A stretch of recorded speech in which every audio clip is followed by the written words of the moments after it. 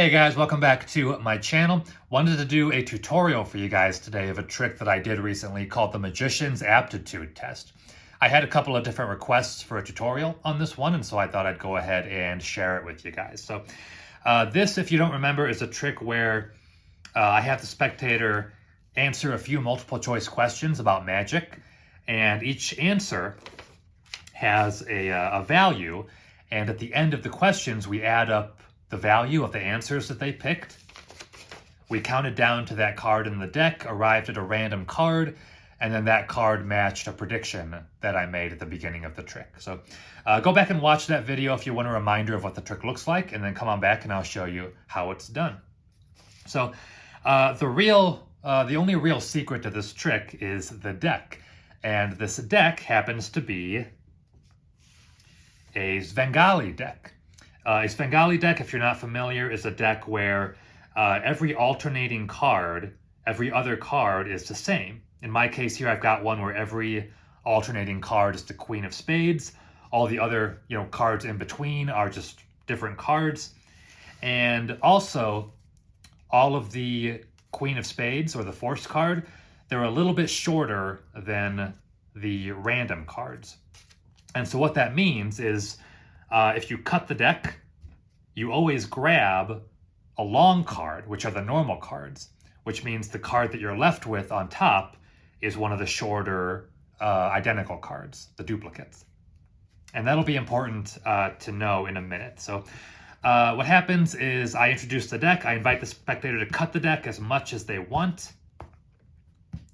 And when they're done, no matter how many times they cut the deck, the top card will be one of the forced cards, which means the third card will be a forced card, the fifth card will be a forced card, and so on. So no matter how they cut, the top card will be the Queen of Spades. Then I introduce the test here. These are just random questions that I came up with. These exact questions and answers have no impact on the trick. So you can come up with your own tests, your own questions, your own answers. Make this a lot of fun. You can make this look however you want it to look. You don't have to do exactly what I did. You can just come up with your own however you want that to look. And then when you're done, when the spectators have answered all the questions however they want, they're free answers. There's no forces involved in answering the questions. You'll add up the values of their answers, and you'll get a random number, maybe 19, 24, 29, some random number, probably in the 20s or so if you do kind of what I did. And so you will count down to that number in the deck. The only thing you have to remember is if the grand total is an odd number, you'll count down to that exact card. If the grand total is an even number, you will count down that number of cards and then pick the next card. And I'll show you why that's important here. So let's say the grand total was an odd number, let's say 5. It would be higher than 5, of course, but I'll just use 5 as an example. You would count down 1, 2, 3, 4, and then the fifth card would be the forced card. If the grand total was 6, let's say, you would deal 6, 1, 2, 3, 4, 5, 6, but you don't want to pick the 6th card because it's a random card. So you would deal 6 and then say, okay, we're going to use the next card, and that would be your forced card. So that is really all you have to remember. Just no matter what the grand total is, count down to that, either to that number or to the next card, and you'll end up with one of your forced cards.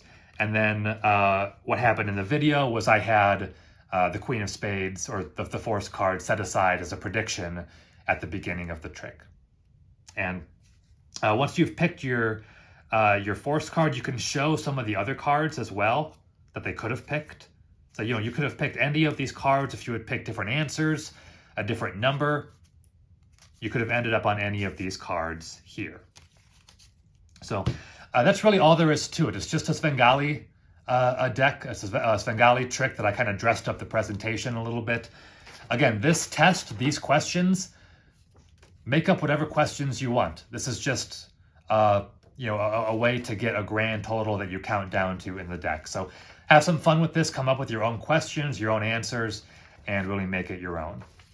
But that's really it. It's just a Svengali deck at the end of the day. So I appreciate you guys wanting to learn this one. I'm happy to share it with you guys. And that is it for today. So as always, everyone, have a wonderful rest of your day, and I'll see you soon.